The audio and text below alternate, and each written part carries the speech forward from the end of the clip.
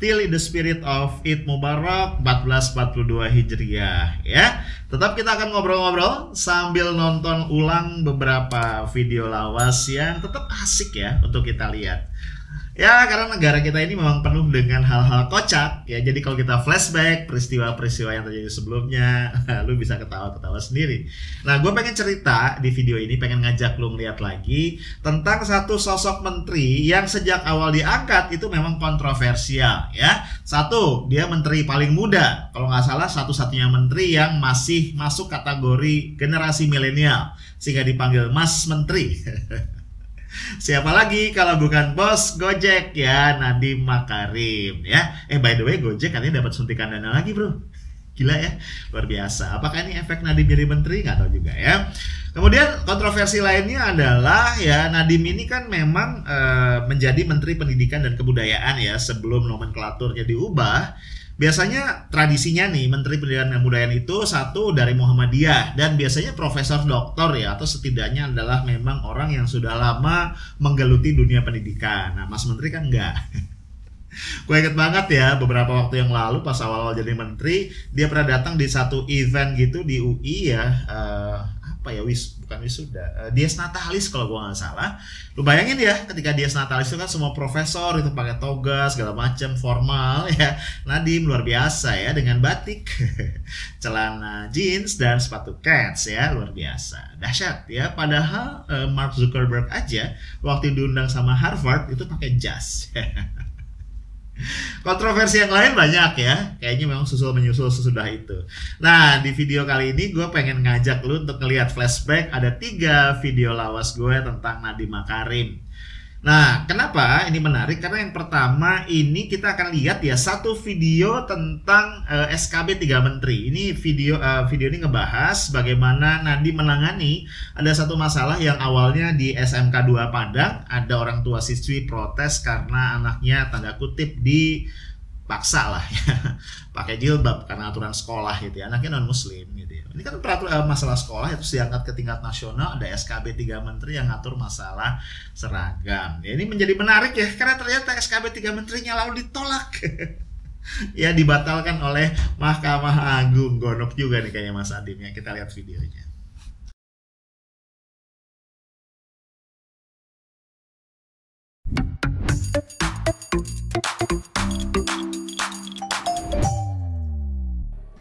Gelombang penolakan kebijakan pemerintah yang mengeluarkan aturan dalam Surat Keputusan Bersama atau SKB 3 Menteri yang isinya menyatakan bahwa pemerintah daerah maupun sekolah tidak diperbolehkan untuk mewajibkan atau melarang murid mengenakan seragam sekolah beratribut agama ditentang keras oleh Wali Kota Pariaman Genius Umar. Dirinya memastikan tidak akan mengikuti aturan tersebut meski akan mendapat sanksi mulai dari teguran hingga sanksi lain yang akan diberikan oleh pemerintah pusat. Genius juga menambahkan apabila kebijakan tersebut diterapkan, bagaimana dengan sekolah-sekolah agama yang ada, seperti SDIT atau yang lainnya. Sementara tugas sekolah adalah membentuk karakter dari anak didiknya masing-masing sesuai dengan agama mereka. Hai guys, malam minggu nih 20 Februari 2021. Kita nongkrong lagi di Highlight ya, edisi malam minggu. Kita akan ngomong tentang apa nih? Tentang kegaduhan ya, yang kayaknya masih terus saja terjadi di negara kita. Dan kali ini kegaduhan yang berkaitan dengan SKB 3 Menteri, ya Mendikbud, Menteri Agama, Mendagri yang mengatur persoalan seragam sekolah. Ya. Nah, kita tahu bahwa ada satu wali kota di Sumatera Barat, yaitu Wali Kota Padang Pariaman, Pak Genius Umar, yang terang-terangan menolak SKB 3 Menteri tersebut diberlakukan di wilayah yang dia pimpin. Nah, ternyata penolakan Pak Genius Umar ini kemudian juga diikuti atau disambut oleh para tokoh-tokoh yang ada di ranah Minang. Nah, mereka pada tanggal 16 Februari hari Kamis kemarin itu berkumpul dalam rapat dengar pendapat di gedung DPRD untuk menuntut agar SKB 3 Menteri tadi direvisi. Kita lihat siapa saja yang hadir ya.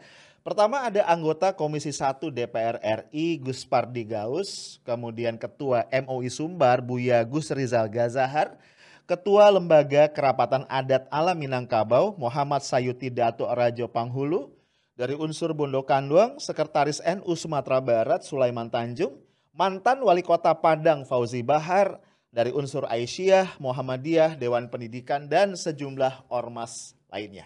Lengkap ya. Nah, mungkin kalian masih ingat ya, Pak Gus Pardi Gaus tadi ya, yang anggota Dewan, ini adalah anggota DPR RI dari fraksi PAN yang mic-nya dimatikan oleh pimpinan Dewan pada saat melakukan interupsi untuk meminta keterangan, meminta klarifikasi soal SKB 3 Menteri ini dalam sidang paripurna DPR RI. Guys, tokoh-tokoh ranah Minang ini berpendapat soal ini SKB ini ya, ini tidak sesuai dengan konstitusi ya, melanggar Undang-Undang Dasar Negara Republik Indonesia khususnya pasal 31 ayat 3 dan ayat 5. Ya, nanti di bagian lain kita bahas ya. Sebelumnya, Kementerian Dalam Negeri ini sudah menegur Wali Kota Pariaman Pak Jenius Umar secara lisan. Dan pihak Kemendagri juga mengatakan tidak menutup kemungkinan Jenius Umar diberi sanksi lantaran tidak setuju dengan SKB seragam sekolah tersebut. Terkait dengan ini, Pak Akmal Malik, ini Direktur Jenderal Otonomi Daerah Kemendagri mengatakan, sanksi kami memungkinkan. Yang jelas melalui komunikasi saya yakin Pak Wali Kota, maksudnya Pak Wali Kota Pariaman akan mampu memahami tanggung jawabnya. Nah guys, kita lihat ya, ini sikap dari pelaksana harian Gubernur Sumatera Barat, Pak Alwis. Yang bersangkutan ini nggak mau langsung berkomentar atau mengambil sikap ya. Jadi Pak Alwis ingin agar pihak-pihak yang terkait, baik dari pemerintah pusat maupun dari pemerintah daerah duduk bareng dulu nih. Ya, berembuk supaya solusi yang baik bisa ditemukan. Namun demikian Pak Alwis berucap tentang kearifan lokal.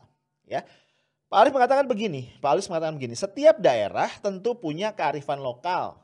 Kita minta pemerintah lebih arif lagi mendengarkan masukan dari daerah. Ya, jadi walaupun belum menyatakan sikap yang clear, tapi Pak Alwis sudah menunjukkan indikasi sebenarnya. Hal yang senada dengan argumentasi tadi ini juga diberikan oleh Pak Wali Kota Pariaman ya Jenius Umar ketika menolak SKB mengenai seragam tadi. Karena beliau mengatakan begini, apa yang saya sampaikan itu hanya semacam koreksi kepada pemerintah khususnya Mendikbud Nadiem Makarim.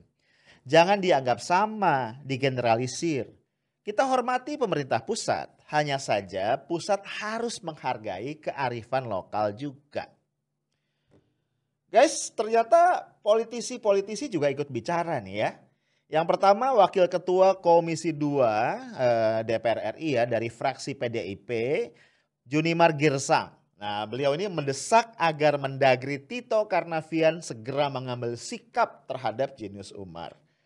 Ada lagi Ketua DPD PDIP Sumatera Barat ya Alex Indra Lukman. Ini meminta agar Jenius Umar bijaksana dalam bersikap. Ya, menyikapi SKB maksudnya. Nah, dia menegaskan bahwa SKB itu kan berlaku secara nasional dan harus diingat nih bahwa Sumatera Barat itu bukan daerah istimewa seperti Aceh misalnya. Sehingga SKB itu berlaku pula di Sumbar. Nah, suara berbeda ini datang dari Wakil Ketua MPR RI dari PKS Pak Hidayat Nur Wahid. Nah, dia mengatakan SKB ini memang bertentangan dengan Undang-Undang Dasar Pasal 31 sehingga sebaiknya direvisi. Pak Hidayat Nur Wahid bilang begini, saya sudah sampaikan tentang pentingnya revisi terhadap SKB 3 Menteri ini. Demikian juga MUI sudah membuat pernyataan resmi agar SKB 3 Menteri direvisi. Sangat penting para menteri terkait segera merevisinya. Guys, kegaduhan yang terkait dengan SKB 3 Menteri tadi ini sebenarnya sudah diduga oleh Koordinator Nasional Perhimpunan untuk Pendidikan dan Guru P2G Satriawan Salim. Menurut Satriawan ya, biang keroknya itu adalah poin ketiga dari SKB tersebut. Karena membuat para guru agama seolah-olah tidak boleh mengajarkan kepada para peserta didik di dalam mata pelajarannya untuk menggunakan simbol keagamaan termasuk penutup aurat atau kerudung. Padahal penggunaan penutup aurat dan atribut keagamaan itu di dalam kurikulum pendidikan agama Islam menjadi kompetensi siswa yang harus dinilai. Nah, kemudian Pak Satriawan menegaskan begini, apalagi SD dan SMP, itu kan dalam rangka penumbuhan karakter, akhlak baik. Mereka mengenal tentang kewajiban menutup aurat, dan saya rasa ini menjadi tuntutan dan kewenangan para guru agama. Ketika ada SKB ini, para guru agama merasa resah. Ya, bisa dipahami sih ya. Guys, mari kita flashback sedikit. Dari mana sih segala kegaduhan ini berawal? Jelas ya, dari SKB 3 Menteri soal ketentuan seragam bagi siswa, guru, dan tenaga kependidikan di sekolah-sekolah yang berada di bawah pemerintah daerah. Ya, yang kemudian menimbulkan persoalan guys, itu memang terutama tadi poin 3. Yang intinya adalah Pemda dan sekolah tidak boleh mewajibkan, mensyaratkan, ataupun mengimbau ya penggunaan seragam atau atribut dengan kekhasan agama tertentu. Ya. SKB ini guys dipicu oleh komplain orang tua seorang siswi non-muslim di SMK Negeri 2 Padang yang dia keberatan ketika putrinya, ini beragamanya non-Islam ya, itu diwajibkan untuk mengenakan kerudung. Banyak pihak itu menganggap respon pemerintah pusat yang tiba mengeluarkan SKB 3 Menteri ini sangat berlebihan, ya, dalam kurung lebay. Ya apalagi ya dalam menjelaskan konsideran SKB tadi, Pak Mendikbud Nadiem Makarim itu mengatakan ini berkaitan dengan intoleransi serta pelanggaran terhadap Pancasila dan prinsip kebinekaan. Apa coba? Ya kan? Ini tariknya tuh jauh banget gitu. Fauzi Bahar, mantan wali kota Padang 2 periode yang mencetuskan pertama kali perda yang mewajibkan siswi berjilbab, menolak SKB tersebut. Menurut Pak Fauzi, ya, mewajibkan siswi berjilbab itu adalah bagian dari pembinaan ketakwaan sesuai ajaran agama masing-masing yang merupakan tujuan pendidikan. Hal ini ya didukung pula oleh Majelis Ulama Indonesia yang tegas-tegas meminta agar SKB tadi direvisi. Bahkan nih ya guys, Pak Fauzi Bahar nih menyerukan kepada para kepala daerah untuk ramai-ramai menolak SKB tersebut. Dahsyat ya. Nggak cuma sampai situ ya. Pak Fauzi Bahar juga sudah menggalang nih ya menyiapkan 300 orang pengacara. Ya, 300 bro. Untuk menuntut pemerintah pusat merevisi isi SKB yang bikin ribut ini. Guys, tadi udah kita bahas ya. Penolakan keras ini kan datang juga dari tadi Jenius Umar ya, wali kota Padang Pariaman, yang dia mengatakan SKB tersebut tidak berlaku di wilayahnya, dan yang seru nih dengan tegas pula Pak Jenius Umar mengatakan dia siap untuk menerima resiko apapun dari penolakan yang dia lakukan. Guys, nah ini dia beberapa catatan kritis yang gue mau sampaikan. Pertama, ya, gue melihat nih pemerintah pusat nih kayaknya nggak punya sensitivitas, nggak peka, dan kemudian juga overreacted. Coba lu bayangin ya, ini ada masalah kecil nih, terjadi di satu sekolah, ya kan, di Padang. Yang sebenarnya menurut gue ini bisa diselesaikan di level sekolah. Kalaupun ditarik ya ke dinas pendidikan kota, ya paling jauh ke provinsi itu bisa selesai gitu ya. Ini malah ditarik ke pusat dan kemudian jadi komoditas politik, kemudian menimbulkan kegaduhan yang nggak penting. Ya kurting istilahnya, ya tahu kurting nggak sih? Kurang penting gitu loh. Ya. Padahal itu di lapangan Kepala Sekolah SMK Negeri 2 Padang sudah minta maaf atas kesalahpahaman yang terjadi. Kemudian juga Dinas Pendidikan Provinsi Sumatera Barat sudah mengatakan akan merevisi ya aturan yang mewajibkan menggunakan kerudung tadi, sehingga nanti yang non muslim tidak akan terkena kewajiban itu.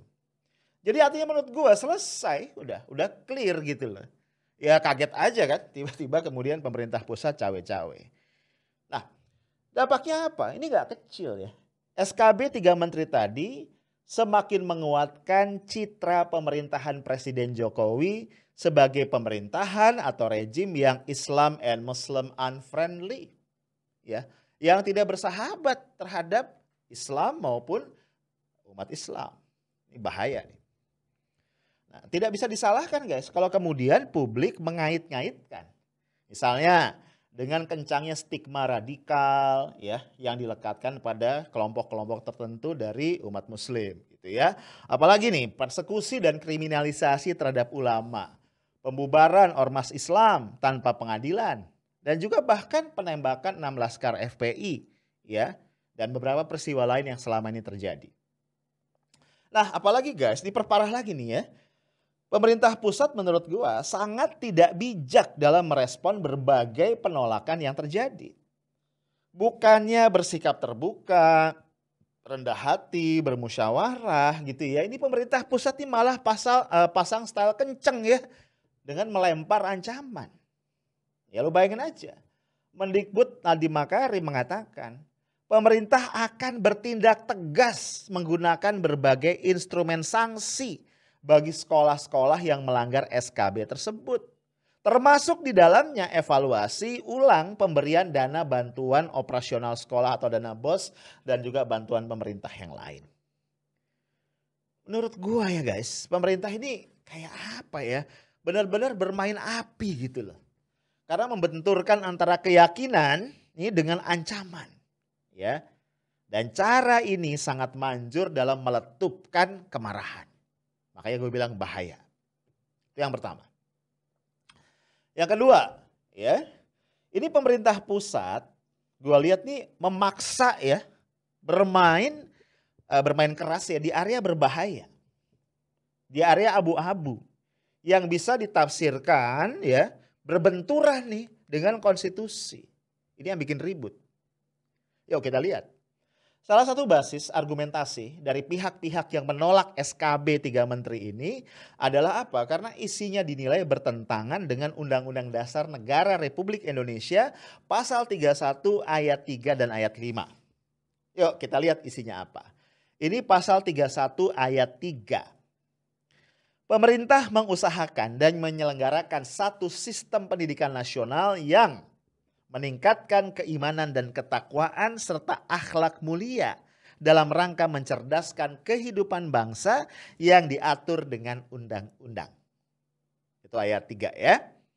Pasal 31 ayat 5. Pemerintah memajukan ilmu pengetahuan dan teknologi dengan menjunjung tinggi nilai-nilai agama dan persatuan bangsa untuk kemajuan peradaban serta kesejahteraan umat manusia. Nah, lu lihat tuh ya, dalam konstitusi itu rumusannya jelas. Bahwa peningkatan keimanan, ketakwaan, dan akhlak mulia itu menjadi tujuan yang paling esensial dari pendidikan nasional yang diselenggarakan pemerintah. Nah, di samping itu ya lu lihat juga, itu stated ya eksplisit loh, nggak implisit.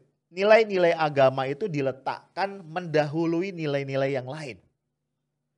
Ya, tadi kan kalimatnya adalah menjunjung tinggi nilai-nilai agama dan persatuan bangsa. Itu rumusannya. Nah ini yang gue bilang tadi, jadi pemerintah ini kayaknya ceroboh ya. Sekali ini pemerintah, bukan sekali ini ya, sering sih. Ini pemerintah ini ceroboh ya, ceroboh.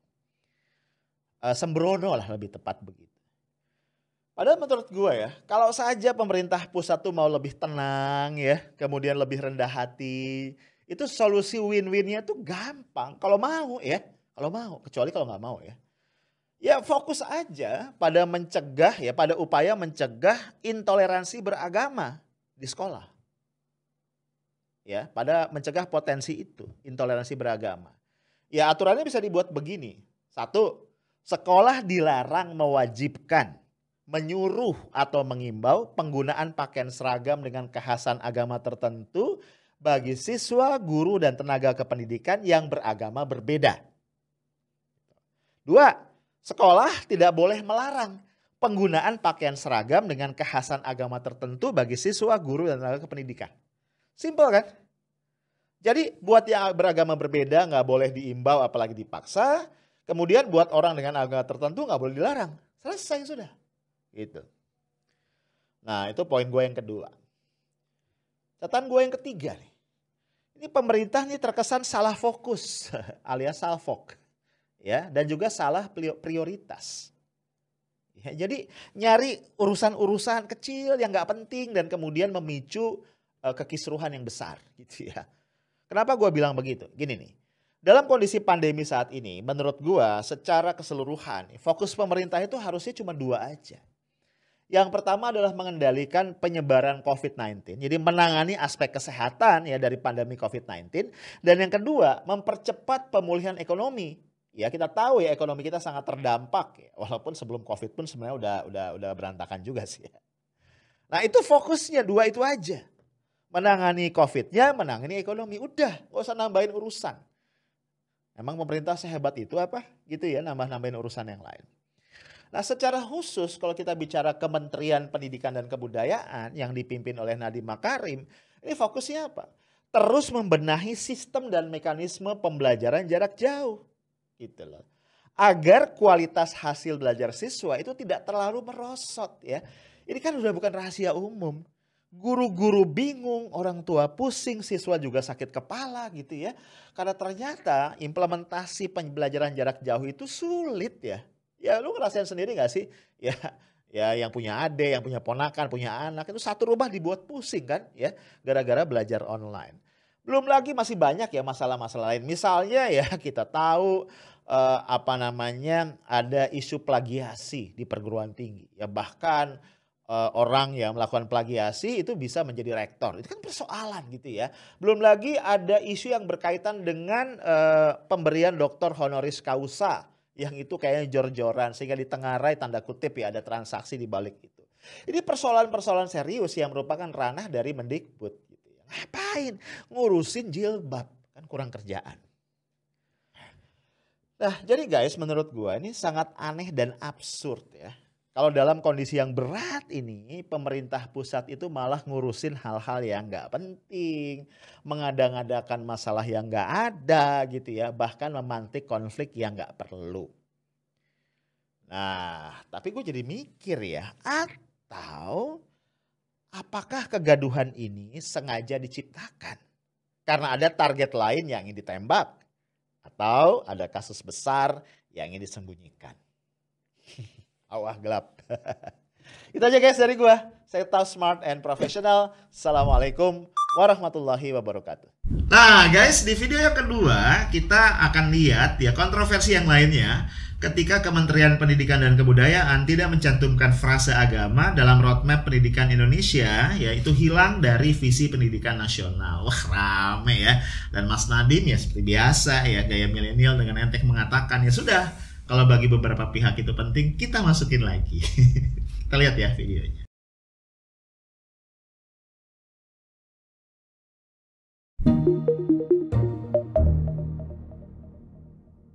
Halo guys, ketemu lagi kita di Afternoon Tea edisi Selasa 9 Maret 2021 ya. Sebagaimana biasa, Afternoon Tea adalah tempat yang paling asik untuk lo istirahat sambil gua temenin kita ngobrol-ngobrol ya. Jangan lupa ya siapkan secangkir teh hangat untuk bikin lo tetap semangat ya. Nah, sekarang kita akan ngobrol-ngobrol tentang pendidikan ya. Kita sepakat ya bahwa pendidikan itu sangat penting untuk meningkatkan terus kualitas SDM kita supaya mampu bersaing di tataran global. Kalau kita bicara pendidikan tentu saja guys yang kita mau bangun bukan cuma kompetensi ya. Bukan manusia-manusia yang kompeten saja. Tapi juga manusia-manusia Indonesia yang sesuai dengan filosofi dasar kita bernegara.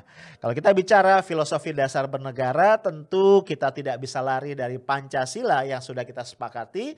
Dan juga dari beberapa rumusan yang ada dalam konstitusi kita Undang-Undang Dasar Negara Republik Indonesia. Nah guys, rupanya saat ini Kementerian Pendidikan dan Kebudayaan yang dipimpin oleh Mas Menteri ya, Pak Nadiem Makarim yang sebelumnya adalah bos Gojek ya, itu sedang merumuskan peta jalan atau roadmap pendidikan Indonesia periode 2020-2035, berarti 15 tahun ke depan ya. Artinya yang dirumuskan hari ini guys akan menentukan seperti apakah wajah pendidikan Indonesia ke depan dan juga outputnya akan seperti apa. Nah kalau kita bicara roadmap ya tentu sangat tergantung pada visinya. Kita lihat dulu ya seperti apa visi pendidikan Indonesia 2020-2035 ya. Kita lihat ya visinya adalah membangun rakyat Indonesia untuk menjadi pembelajar seumur hidup ya, long life learner Ya, pembelajar seumur hidup ini dahsyat ya. Jadi diharapkan kita bukan cuma belajar ketika di sekolah saja, tapi kita dibangun, dididik menjadi manusia-manusia pembelajar. Nah, apa karakteristiknya? Yang pertama adalah unggul terus berkembang. Ya, unggul dan terus berkembang. Ya, artinya ada continuity di situ. Kemudian sejahtera. Lalu berakhlak mulia dengan menumbuhkan nilai-nilai budaya Indonesia dan Pancasila.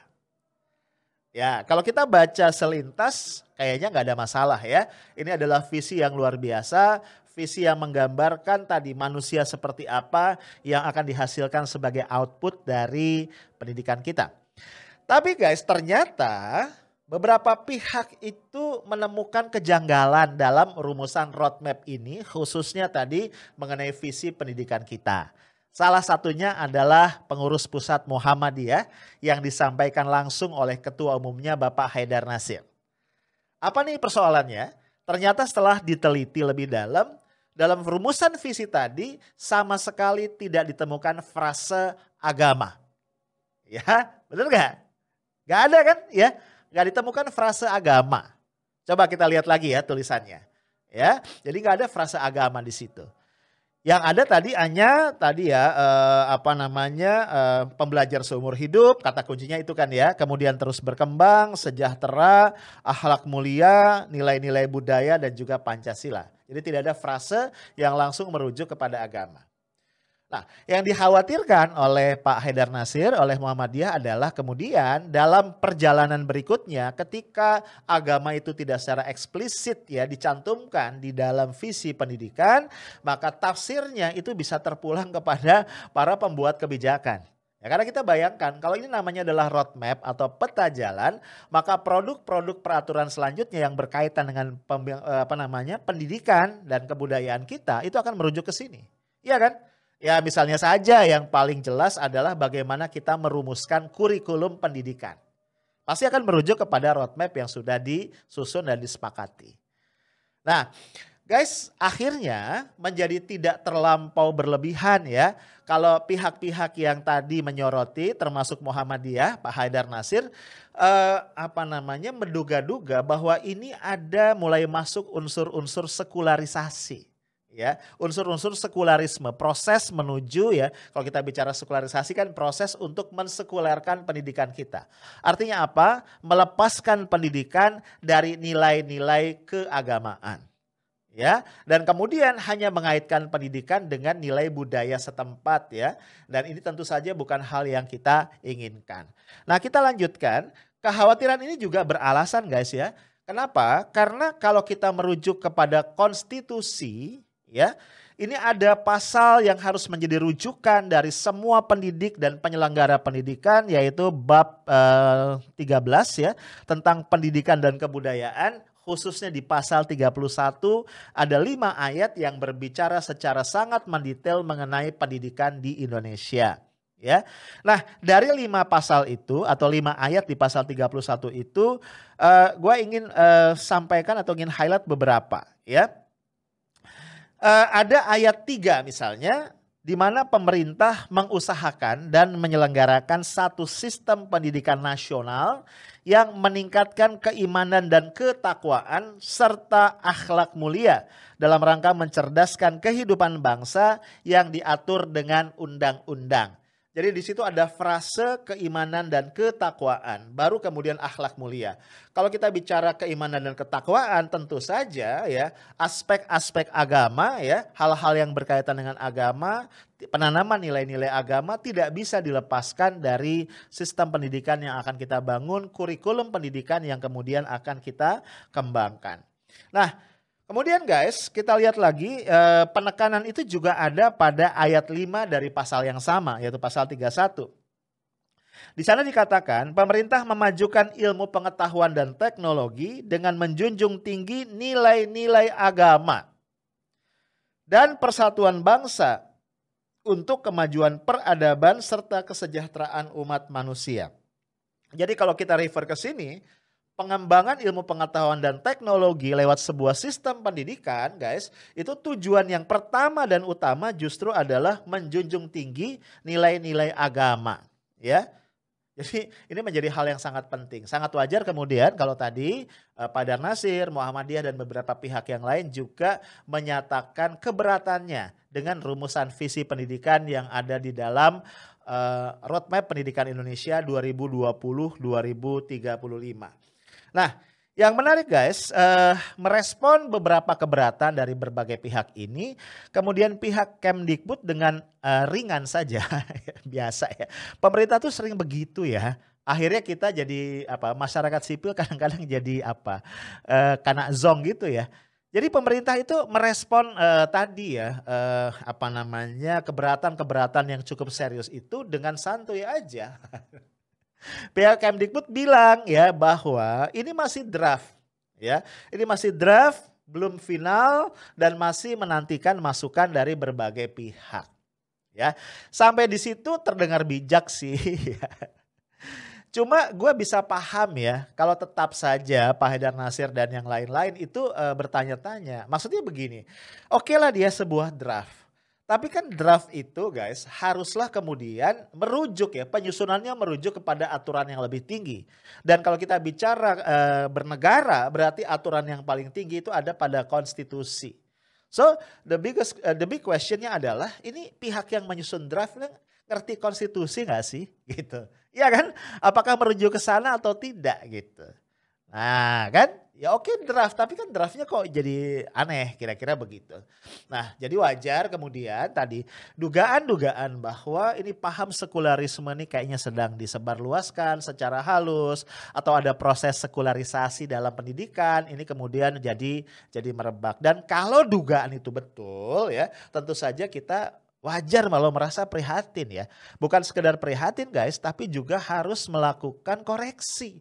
Ya harus mengingatkan pemerintah karena sekali lagi ya negara ini ya dari awal ya didirikan oleh para founding fathers dan terumuskan di dalam konstitusi ini bukan dan tidak pernah diniatkan sebagai negara sekuler ya.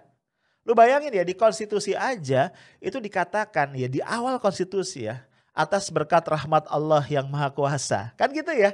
Sebuah negara sekuler tidak akan menyebut nama Tuhan di dalam preambel dari konstitusinya. Kemudian juga dalam pasal 29 Undang-Undang Dasar Konstitusi kita dikatakan negara berdasarkan ketuhanan yang Maha Esa. Dan tadi ya khusus mengenai pendidikan ya nilai-nilai keagamaan itu dinyatakan secara eksplisit. Ya, jadi kita ingin ingatkan pemerintah jangan main-main persoalan pendidikan karena pendidikan akan menentukan wajah dari generasi penerus yang sedang kita siapkan. Nah guys persoalan ini ya dugaan-dugaan sekularisasi ini kemudian membuat kita teringat pada peristiwa yang sebelumnya terjadi. Ya, masih dalam bidang pendidikan ya. Kita ingat ini ada kisruh ya antara pemerintah pusat dengan pemerintah daerah pemerintah pusat dengan masyarakat di daerah khususnya di Provinsi Sumatera Barat. Lu masih ingat ya terkait dengan SKB 3 Menteri, Menteri Dalam Negeri, Menteri Agama dan Menteri Pendidikan dan Kebudayaan menyangkut aturan berseragam di lingkungan sekolah yang dikelola oleh pemerintah daerah.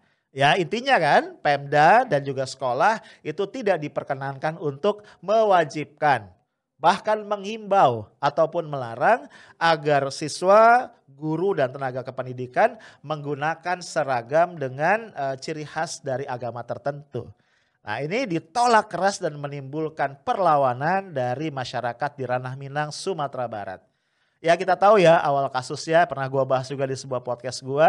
Ini awal kasusnya sebenarnya kecil banget ya. Ada sebuah kesalahpahaman antara orang tua dari siswi yang beragama non-muslim dengan sekolahnya waktu di SMK Negeri 2 Padang. Semua sudah diselesaikan ya.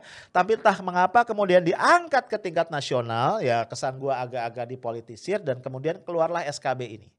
Ya.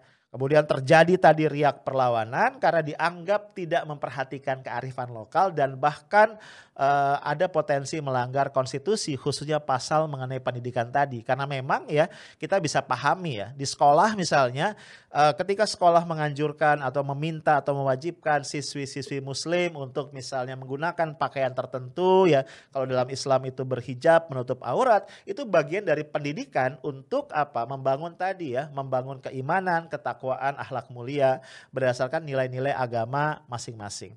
Nah sempat rame kan? Bukan sempat. Sampai sekarang masih bergulir ya.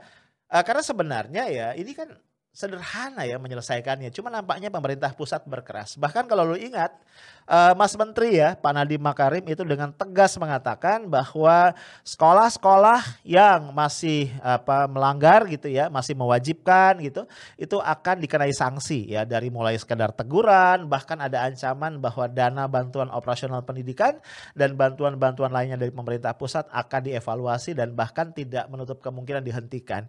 Kemudian juga Kementerian Dalam Negeri yaitu mengancam ya, Pemda ya yang masih tidak menerapkan SKB ini juga akan mendapat teguran, bahkan bisa mendapat sanksi yang lebih berat. Nah, ancaman-ancaman seperti ini ternyata tidak menyelesaikan masalah ya. Bahkan terakhir ya guys, kita dengar ya bahwa Lembaga Kerapatan Adat Ala Minangkabau ya, LKAM itu sudah resmi mengutus sejumlah pengacara. Ini kabarnya ada 100 pengacara yang siap untuk mengawal ya. Mereka mengajukan uji material dari SKB 3 Menteri tadi ke Mahkamah Agung. Ya, kita tahu ya kalau ada aturan-aturan perundang-undangan yang dikeluarkan pemerintah levelnya di bawah undang-undang ya, yang dianggap kemudian menimbulkan persoalan, maka pihak-pihak yang merasa dirugikan bisa mengajukan uji material ke MA, bukan ke MK ya, ke Mahkamah Agung, karena nanti batu ujinya adalah undang-undang. Jadi SKB 3 Menteri ini akan diuji keabsahannya terhadap Undang-Undang Pendidikan Nasional. Nah, guys, satu yang gue ingin garis bawahi ya, gue secara pribadi sangat menyayangkan kalau saja pemerintah pusat lebih arif dalam menyikapi hal-hal seperti ini, sesungguhnya tidak perlu terjadi ya. Karena bagaimanapun ya, kalau kita kembalikan ke teori ya gue sebagai seorang sosiolog, sebuah masyarakat itu akan selalu punya nilai-nilai ya. Nilai-nilai itu bisa sifatnya eksplisit, bisa implisit. Dan ketika satu masyarakat dipaksa ya untuk keluar dari nilai-nilainya, pasti akan timbul perlawanan. Karena nilai-nilai itu adalah faktor kohesi ideasional yang selama ini mengikat erat masyarakat menjadi satu kesatuan. Ya, apalagi ya, kita tidak boleh lupa, walaupun kita adalah sebuah negara kesatuan, tapi tiap wilayah itu punya kekhasan masing-masing. Dan jangan juga lupa bahwa tiap daerah, tiap wilayah punya catatan dalam hubungan mereka dengan pemerintah pusat. Dan ini yang kadang-kadang dilupakan ya. Apalagi Mas Menteri kita ini, Mas Nadiem memang masih sangat muda. Dan dia bahkan pernah secara eksplisit mengatakan, saya memang tidak paham masa lalu, tapi saya mengerti masa depan. Ya mungkin terdengar optimis ya, menunjukkan bahwa dia tahu visi teknologi dan lain-lain. Tapi satu yang dia lupakan, bahwa seorang Menteri Pendidikan dan Kebudayaan perlu sangat memahami sejarah. Karena akar budaya dari sebuah masyarakat itu akan kembali berpulang kepada sejarah yang mereka alami. Dan masyarakat Minangkabau ya, itu tidak pernah lepas dari nilai-nilai mereka yang mengatakan adat basyandi syara, syara basyandi kitabullah. Adat itu dasarnya adalah hukum syariat, dan hukum syariat itu dasarnya adalah kitab suci. Nah guys, poin gue adalah kalau saja pemerintah pusat itu tidak bermain api ya, artinya menimbulkan persoalan yang tidak perlu, rasanya ini tidak perlu terjadi.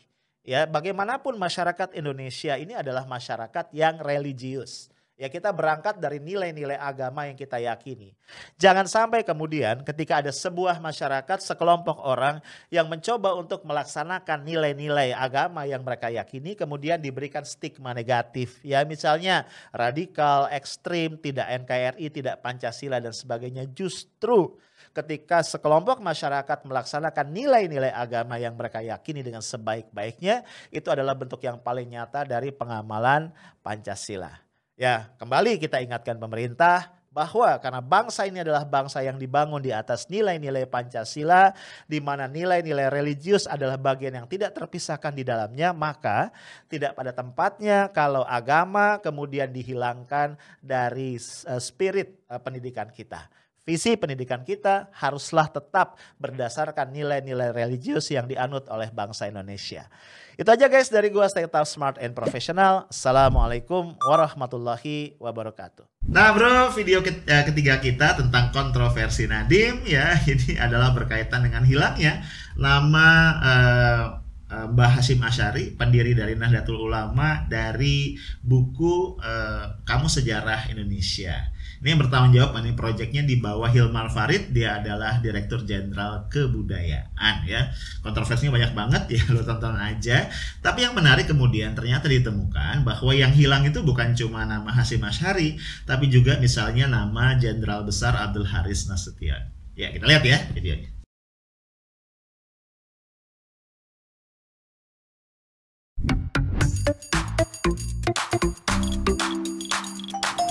Basis keberadaan ya, basis legitimasi Orde Baru itu ya memang sejarah ya. Jadi dasarnya dia berdiri itu karena melakukan manipulasi sejarah ya. Dimulai tentunya dengan peristiwa G30S ya, gerakan 30 September yang ceritanya dikonstruksi sedemikian rupa sehingga terlihat bahwa peristiwa itu adalah kudeta oleh PKI gitu, dan kita tahu bahwa itu sama sekali tidak betul ya. Tidak ada dasar untuk mendukung argumentasi itu, dan sebetulnya di dalam studi-studi yang ada selama ini persoalan itu juga sudah cukup jelas terlihat gitu. Tapi ya alasan kenapa Orde Baru sangat berkepentingan untuk mengontrol pemahaman masyarakat mengenai sejarah ya karena basis legitimasinya hanya itu gitu. Halo guys, ketemu lagi kita hari ini ya, Sabtu 24 April 2021. Lu sadar gak sih kalau sekarang malam minggu? Kalau gua nih ya, setahun terakhir kayaknya udah susah ya ngebedain ini malam minggu, malam biasa, weekend, weekdays. Sama aja ya kayaknya. Ya gara-gara ini stay at home, kelamaan. Ya kan? Kita bisa rebahan kapan aja soalnya. Dulu kan waktu sebelum pandemi ya itu clear ya, Senin sampai Jumat kita kerja, weekend kita leleh di rumah atau santai bareng keluarga gitu ya. Sekarang batasnya udah nggak jelas. Konon kabarnya ketidakjelasan ya pemisahan antara waktu kerja sama waktu pribadi ini yang bikin banyak orang jadi stres. Konon begitu ya. Ya mudah-mudahan lu gak sampai stres ya. Kita berusaha untuk terus menyemangati diri. Apalagi sekarang kita di bulan Ramadan ya. Ini hari puasa kita yang ke-12. Besok sudah masuk ke yang ke-13 ya. Berarti hampir separuh nih. Mungkin saatnya ya kita stop and think. Merenung sejenak, kita evaluasi yuk. Yang hari-hari puasa kemarin udah bagus belum ya? Kalau masih ada yang kurang-kurang, kita perbaiki ibadahnya, aktivitasnya supaya lebih berkualitas. Karena kita berharap semoga Ramadan tahun ini menjadi yang terbaik kalau kita bandingkan dengan tahun-tahun yang sebelumnya. Ya, amin. Guys, sosok yang lo lihat di footage atau di video di awal tadi adalah Hilman Farid. Yang sejak tahun 2015 yang lalu menjadi Dirjen Kebudayaan di Kementerian Pendidikan dan Kebudayaan. Belakangan ya ada hal kontroversial yang menyangkut Hilman Farid. Kenapa? Karena kalau baca beritanya ya, ini ada case hilangnya nama Kiai Haji Hasyim Asy'ari yang merupakan sosok pejuang nasional sekaligus juga pendiri dari Nahdlatul Ulama dari entry dalam Kamus Sejarah Indonesia. Wah, menurut gue dahsyat ya. Gak kebayang ya, seceroboh itukah tim penyusun sampai sosok sekaliber Kiai Haji Hasyim Asy'ari itu bisa hilang. Ya, tentu saja kemudian berbagai keberatan, pernyataan keras, kritik datang dari banyak pihak ya. Dari keluarga Hasyim Asy'ari of course ya, kemudian juga dari NU sendiri dan dari banyak pengamat, pemerhati sejarah dan juga berbagai pihak yang lain termasuk politisi. Ya, intinya mengkritik ya, bahkan juga menyalahkan kok sampai hal sekrusial ini bisa lewat. Belakangan kita melihat bahwa Kementerian Pendidikan dan Kebudayaan berusaha cukup keras untuk merecover kesalahan yang cukup fatal ini. Menteri Nadiem Makarim, ya Mas Menteri kita sudah melakukan kunjungan sowan kepada Kiai Haji Said Akil Siroj, Ketua Umum PBNU dan juga kepada Yeni Wahid ya yang merupakan putri dari Gus Dur. Kita tahu Gus Dur adalah cucu dari Kiai Haji Hasyim Asy'ari. Berarti Yeni ini hitungannya adalah cicit beliau ya. Dalam kesempatan itu Nadiem menjelaskan bahwa penyusunan kamus sejarah tadi dilakukan di masa menteri sebelumnya. Berarti Pak Muhadjir Effendi ya yang sekarang menjadi Menteri Koordinator PMK ya, Pembangunan Manusia dan Kebudayaan. Sampai di situ terus terang ya gue agak geleng-geleng ya, karena gue menangkap nuansa upaya untuk buang body gitu ya. Intinya Nadiem ingin mengatakan, kesalahan ini terjadi bukan pas zaman gue loh. Buat gue secara pribadi, ini langkah yang gak cerdas sebenarnya, gak bijak juga. Karena sebagai seorang menteri ya, apapun yang terjadi di masa dia memimpin, itu adalah tanggung jawab dia ya. Walaupun itu mungkin merupakan warisan dari periode sebelumnya. Kemudian Mas Nadiem juga menjelaskan bahwa tidak ada maksud sama sekali dari kementerian yang dia pimpin untuk menghapuskan jejak langkah perjuangan Kiai Haji Hasyim Asy'ari dalam sejarah kita. Terbukti dari dibuatnya Museum Hasyim Asy'ari di Jombang, Jawa Timur, dan juga diterbitkannya sebuah buku yang menggambarkan sosok dari Hasyim Asy'ari. Nah, di sini kembali gue menemukan sebuah paradoks yang gak enak ya. Jadi kalau bab tanggung jawab atas kesalahan tadi ya, adanya hilangnya nama Hasyim Asy'ari dari kamus sejarah, nah dia mengatakan ini tanggung jawab menteri sebelumnya ya. Tapi kalau bab membangun museum Hasyim Asy'ari, penerbitan buku tentang Hasyim Asy'ari, kreditnya diambil oleh Mas Nadiem. Luar biasa juga ya caranya. Nah, Bro, terkait dengan ini, Pak Muhadjir Effendi ya, pendahulu dari Mas Nadiem sebagai Menteri Pendidikan dan Kebudayaan ini sudah memberikan klarifikasi. Ya, beliau mengatakan betul ya bahwa kamus sejarah ini disusun sekitar tahun 2017, artinya ketika Muhadjir Effendi menjadi Menteri Pendidikan dan Kebudayaan. Namun proyek ini pertanggungjawabannya berhenti sampai level Dirjen, yaitu Direktorat Jenderal tadi Kebudayaan yang sampai saat ini masih dijabat oleh Hilman Farid. Ya, jadi sampai situ duduk perkaranya cukup clear. Selepas permohonan maaf yang diajukan oleh Nadiem kepada Kiai Haji Said Agil Siraj dan Yeni Wahid, kedua orang tadi menyatakan bahwa kasus ini sudah selesai. Pihak NU dan pihak keluarga dinyatakan telah menerima permohonan maaf tersebut. Pertanyaannya adalah apakah kesalahan sefatal ini bisa diselesaikan hanya sekedar dengan permohonan maaf? Di situ yang gua ragukan dan mestinya enggak ya.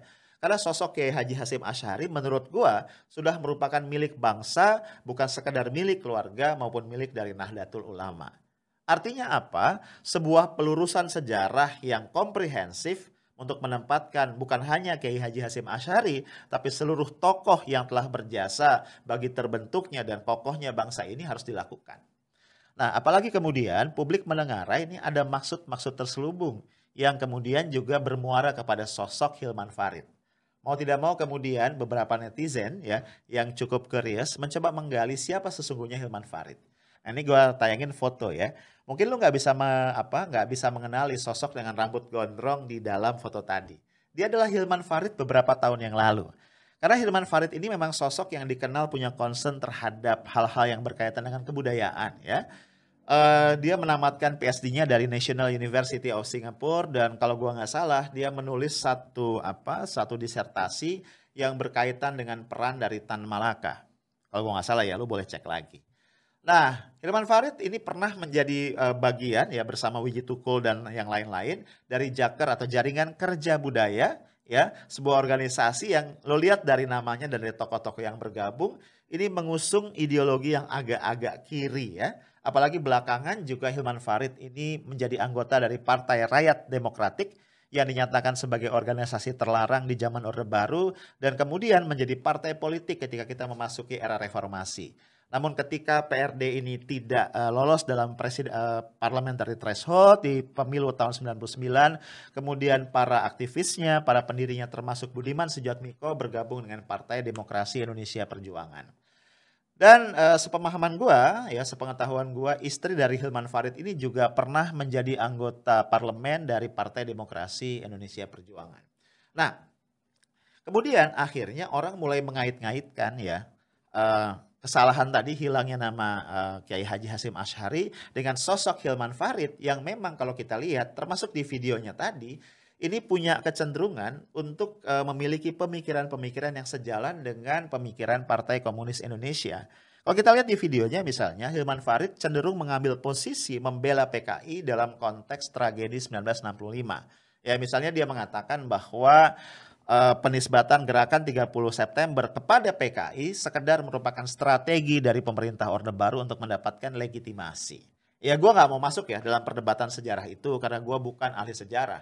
Gue hanya ingin mengatakan bahwa kental sekali warna bahwa memang Hilman Farid ini memiliki pemikiran ya setidaknya sampai bagian-bagian tertentu yang condong kepada pembelaan terhadap Partai Komunis Indonesia.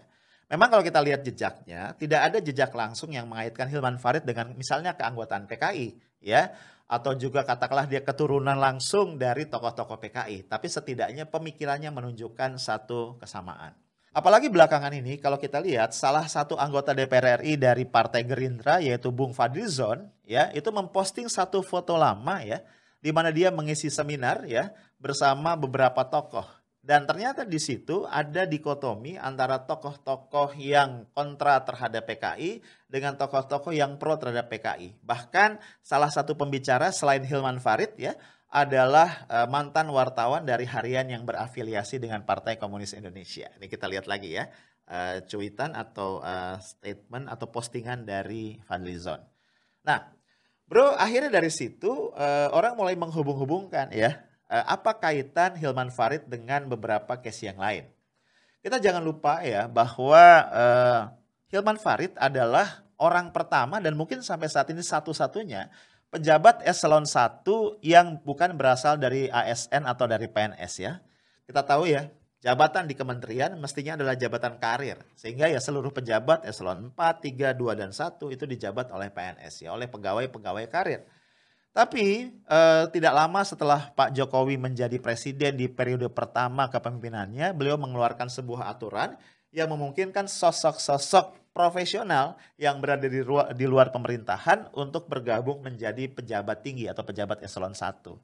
Beberapa pihak ya berspekulasi bahwa aturan ini antara lain dikeluarkan untuk memfasilitasi agar Hilman Farid atau V ini bisa menjadi dirjen di Kementerian Pendidikan dan Kebudayaan. Walaupun kemudian orang juga mengeluarkan satu foto lama ya ketika Anies Baswedan yang menjadi Menteri Pendidikan dan Kebudayaan melantik Hilman Farid sebagai dirjen. Ya, ketika itu Anies Baswedan memberikan speech intinya menyampaikan harapan agar ini menjadi tonggak sejarah ya. Ada non PNS yang menjadi dirjen, ini bisa membawa angin segar bagi institusi, bagi kementerian di mana mereka berkarya. Nah, cuma kita tidak boleh lupa ya bahwa jabatan dirjen ya itu ternyata tidak merupakan kewenangan dari seorang menteri. Ya, apalagi tadi jabatan dirjen yang berasal dari luar pegawai karir di departemen atau kementerian yang bersangkutan. Nah, ternyata dari satu sumber ya yang cukup layak dipercaya, ada dinamika yang menarik ketika menjelang Hilman Farid ditentukan atau dipilih menjadi dirjen. Jadi rupanya sebelumnya Kementerian Pendidikan dan Kebudayaan mengajukan 3 nama kepada istana ke Pak Presiden Jokowi yang menjadi kandidat untuk menjadi Dirjen Kebudayaan. Nama-nama ini terdiri dari para guru besar, para profesor yang mumpuni di bidangnya, tapi ternyata nama-nama tadi ditolak oleh Presiden. Ya, konon begitu. Dan kemudian ada semacam isyarat agar nama V, nama Hilman Farid dimasukkan sebagai salah satu kandidat. Diajukan lagi 3 nama berikutnya, di mana nama Hilman Farid menjadi salah satu kandidat. Dan kemudian Presiden memilih Hilman Farid untuk menjadi Dirjen Kebudayaan. Nah, sampai di sini mulai kelihatan kan ya hubungannya. Kita tahu bahwa bagaimanapun Pak Jokowi selalu diklaim oleh Megawati sebagai Ketua PDIP adalah petugas partai. Ya, dan kita juga tahu bahwa Ibu Mega ini semacam punya tanda kutip dendam sejarah. Di berbagai kesempatan beliau mengatakan ingin sekali merevisi sejarah. Karena dalam pandangan beliau ya ada upaya-upaya desoekarnoisasi ya dalam penulisan sejarah kita, terutama yang berlangsung sepanjang Orde Baru. Nah, disinilah kemudian gua melihat ya samar-samar ada benang merah. Apakah penempatan Hilman Farid sebagai Dirjen Kebudayaan yang bertanggung jawab langsung terhadap penulisan sejarah Indonesia merupakan arahan dari Ibu Mega sebagai ketua partai kepada Pak Jokowi sebagai petugas partai? Who knows ya. Kalau memang ada, wah ini menarik banget ya. Kayaknya memang ada satu misi yang dibebankan atau diberikan kepada Hilman Farid untuk menuntaskan keinginan atau obsesi Ibu Mega untuk menulis ulang sejarah kita, khususnya berkaitan dengan tragedi tahun 1965. Nah, guys, sampai di sini gue ingin katakan, gue tidak dalam posisi untuk menyatakan telah terjadi konspirasi, enggak. Gue hanya ingin mengatakan bahwa dalam politik ya, di dalam dinamika seperti ini sangat wajar bahwa orang akan bekerja sama ketika ada kepentingan-kepentingan yang bertemu di satu titik. Ya, kalau kita lihat tadi di satu sisi Hilman Farid memang punya paradigma yang khas tentang sejarah ya, yang menempatkan PKI bukan sebagai pelaku tapi mungkin sebagai korban dalam tragedi 1965. Pada sisi yang lain ya, Ibu Mega juga punya misi ingin tanda kutip meluruskan sejarah agar sejarah tahun 65 ini sesuai dengan apa yang dia pahami. Mungkin terkait juga dengan posisi Bung Karno dalam dinamika sejarah itu. Nah, gue melihat kemudian kedua kepentingan ini bertemu dan akhirnya terjadilah ya apa yang kita lihat belakangan. Nah, pertanyaannya kemudian di mana posisi dari Nadiem Makarim? Memang Nadiem Makarim ini sosok yang muncul belakangan. Kalau gue ngelihat bisa jadi Nadiem Makarim sebenarnya tidak terlalu peduli pada hal-hal yang berkaitan dengan sejarah. Ya, kenapa gue bisa mengatakan begitu? Karena ketika dia akan diangkat menjadi Menteri Pendidikan dan Kebudayaan oleh Pak Jokowi di menjelang akhir tahun 2019 ya setelah Pilpres, itu Nadiem sempat mengatakan, ini kata-katanya sangat viral waktu itu. Apa katanya? Kata Nadiem, saya memang mungkin tidak tahu masa lalu, tapi saya tahu masa depan. Statement yang oleh sebagian orang itu diberi tepuk tangan meriah ya, tapi buat gua ini sebenarnya agak bahaya. Ya bukan agak, sangat gitu ya. Nadiem diberi amanah untuk memimpin satu kementerian yang bertanggung jawab tentang masa depan Indonesia, ya kan? Kementerian Pendidikan dan Kebudayaan ini bicara masa depan Indonesia. Warna generasi muda kita ditentukan pada apa? Asupan materi pendidikan yang mereka dapat di segala jenjang pendidikan. Nah, sementara menterinya mengaku tidak kenal sejarah. Wah, menurut gua dahsyat. Jadi menurut gua Nadiem sebenarnya nggak punya kepentingan di situ. Artinya tidak punya concern terhadap sejarah kita. Nah, hanya saja besar kemungkinan Nadiem ini punya concern yang sangat pragmatis. Yaitu apa? Bertahan di kabinet. Nah, lu jangan lupa ya, waktu awal-awal Nadiem itu menjadi menteri, ya diangkat menjadi menteri oleh Pak Jokowi, itu Ibu Mega dalam sebuah kesempatan, kalau nggak salah sebuah seminar ya, ini lo lihat lagi beritanya, ada gambarnya juga. Ibu Mega ini menitipkan kepada Nadiem untuk meluruskan sejarah tahun 65. Jadi di sini ketemu ya guys, antara Hilman Farid yang sudah masuk lebih dulu ke kementerian, kemudian dengan Nadiem Makarim. Ketemulah di sini, karena Nadiem pun mendapatkan amanah yang sama dari Ibu Mega untuk meluruskan kembali sejarah tahun 65. Nah, pertanyaannya kemudian sejarah yang mana yang akan diluruskan kan gitu ya. Di sini kita bisa berdebat ya, dan gue nggak ingin masuk ke situ ya. Tapi secara umum gue ingin katakan, memang Ibu Mega ini punya satu obsesi besar untuk terus melakukan glorifikasi. Ya, glorifikasi itu pengagungan terhadap bapaknya Soekarno. Gue ingin disclaimer dulu ya, kita sebagai bangsa sudah selesai tentang ini sebenarnya ya. Tidak seorang pun dari bangsa Indonesia meragukan kontribusi yang luar biasa besar dari Bung Karno sang proklamator terhadap negara Indonesia, terhadap bangsa Indonesia. Negara kita tidak mungkin tegak sampai hari ini tanpa jerih payah, tanpa perjuangan dari Bung Karno. Namun demikian kita juga harus proporsional ya bro. Bung Karno bukan satu-satunya orang yang berjasa dan punya saham terhadap kemerdekaan kita. Ada sekian banyak founding fathers yang sudah mengorbankan dirinya ya. Kemudian juga pemikiran-pemikirannya meletakkan dasar-dasar dari berdirinya negara kesatuan Republik Indonesia. Ini yang perlu kita catat. Jadi menurut gua upaya-upaya yang berlebihan untuk melakukan glorifikasi terhadap tokoh-tokoh tertentu termasuk Bung Karno rasanya justru akan kontraproduktif bro. Kenapa? Ini akan mengundang adanya reaksi kontra dari pihak-pihak yang tidak suka. Nah ini bahaya justru ya. Akhirnya nanti keterbelahan, konflik horizontal di masyarakat justru akan semakin melebar. Nah kembali ke glorifikasi tadi ya. Kalau kita flashback ya, misalnya saja waktu SBY menjadi presiden, itu ditetapkan tanggal 1 Juni sebagai hari lahir Pancasila. Dan jadinya tanggal merah ya. Kalau gue sih happy-happy aja ya ada tambahan tanggal merah di situ.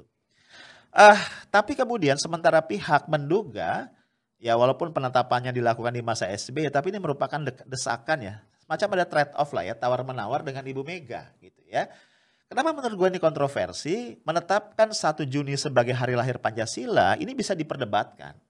Karena memang pada tanggal 1 Juni itu Bung Karno berpidato di depan sidang BPUPKI ya, menyampaikan gagasannya mengenai 5 dasar bernegara yang kita kenal sebagai Pancasila. Tapi perlu kita ingat, Pancasila versi Bung Karno waktu itu masih sangat embrio ya. belum diperdebatkan, belum didiskusikan, dan belum disahkan. Dan Pancasila yang kita anut hari ini menjadi falsafah kita bernegara bukan Pancasila 1 Juni, tapi Pancasila tanggal 18 Agustus 1945 yang kemudian menjadi bagian dari pembukaan Undang-Undang Dasar 1945. Jadi kalau gue secara pribadi ditanya, kalau kita ingin menetapkan satu hari sebagai hari lahir Pancasila, mestinya adalah tanggal 18 Agustus, bukan tanggal 1 Juni.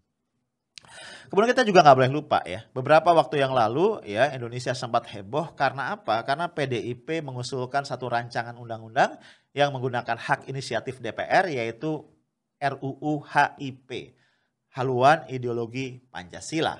Publik ribut ya. Kenapa? Karena dalam rancangan undang-undang tadi muncul konsep-konsep yang sangat khas Bung Karno ya, yaitu konsep Trisila dan juga kemudian konsep Ekasila, di mana ketuhanan yang Maha Esa berubah formulanya menjadi ketuhanan yang berkebudayaan. Nah ini sempat rame ya. Nah gue nggak tahu ya, menduga bahwa ini kemudian menjadi satu sinergi lah begitu ya. Jadi pada satu sisi Ibu Mega tuh sangat ingin ya tadi melakukan glorifikasi kepada Bung Karno, termasuk melestarikan pemikiran-pemikiran Bung Karno dan memasukkannya ke dalam tata perundang-undangan ataupun aturan resmi, aturan formal yang mengikat kita dalam berbangsa dan bernegara. Termasuk tadi juga meluruskan sejarah tahun 65. Nah pada sisi yang lain, kalau kita lihat Nadiem Makarim sendiri ini punya kepentingan untuk bertahan di kabinet. Apalagi kita tahu belakangan ini kencang sekali isu reshuffle. Dan sosok Nadiem ini disebut-sebut oleh banyak pihak ya sebagai satu menteri yang paling pantas untuk di reshuffle. Karena apa? Karena memang banyak menimbulkan blunder ya. Beberapa blunder yang kita ingat misalnya ketika kasus SKB 3 menteri banyak mengenai seragam sekolah. Padahal kasus awalnya hanya kecil saja ya di sebuah sekolah di Padang, SMK 2 Padang kalau gua nggak salah. Kemudian dibawa ke level nasional, timbul kegaduhan menjadi SKB 3 menteri. Kemudian juga kasus yang menyangkut hilangnya frasa agama dalam visi pendidikan Indonesia, dalam roadmap pendidikan kita. Ini menimbulkan keributan ya, berbagai organisasi keagamaan memprotes itu termasuk Muhammadiyah, salah satu yang paling keras. Dan kemudian dengan enteng Nadiem mengatakan ya sudah, kalau banyak kalangan berkeberatan kita masukkan lagi. Dan terakhir belum lama ya, baru beberapa hari yang lalu ya, mungkin lo masih ingat, juga terjadi kegaduhan. Kenapa? Karena dalam standar nasional pendidikan kita, mata ajar Pancasila dan bahasa Indonesia ternyata hilang. Ya. Dan dengan enteng kemudian Nadiem menulis surat kepada Presiden ya minta agar PP yang terkait yaitu PP nomor 57 tahun 2021 direvisi. Nah, karena inilah kemudian banyak pihak mengatakan bahwa Nadiem ini memang tidak paham visi pendidikan, ya tidak punya visi sebagai seorang pendidik yang mengerti dunia pendidikan sehingga paling layak di reshuffle. Nah, dalam situasi gaduh seperti itu kita melihat Nadiem melakukan kunjungan ke rumah Ibu Mega, ya, lalu selfie berdua ya, fotonya cukup viral nih, gue tayangin lagi. Dan di sana dia mengatakan menghabiskan waktu 2 jam berdiskusi dengan Ibu Mega tentang Merdeka Belajar dan juga tentang sosok pelajar Pancasila. Gue yakin ini bukan sebuah kebetulan ya, karena kita tidak boleh lupa bahwa Megawati adalah juga ketua dari Dewan Pengarah di BPIP. Ya, Badan Pembina Ideologi Pancasila. Nah bro, sebagai kesimpulan gue ingin menunjukkan bahwa memang ini persoalan yang sangat pelik, berbagai kepentingan berjumpa di situ. Namun kemudian pertanyaan yang harus kita ajukan kepada semua pihak yang terlibat, apakah segala dinamika ini berkaitan dengan sebuah niat tulus untuk mewariskan sebuah sejarah yang relatif objektif kepada para generasi penerus kita, ataukah sekedar transaksi saja kepentingan-kepentingan yang bertemu untuk membela apa yang diinginkan oleh masing-masing pihak. Tentu gue nggak bisa ngejawab, lu juga nggak bisa ngejawab. Yang bisa ngejawab adalah Ibu Mega, Nadiem Makarim, Hilman Farid, dan pihak-pihak yang terlibat di dalamnya. Itu aja dari gue, stay tough, smart, and professional. Assalamualaikum warahmatullahi wabarakatuh.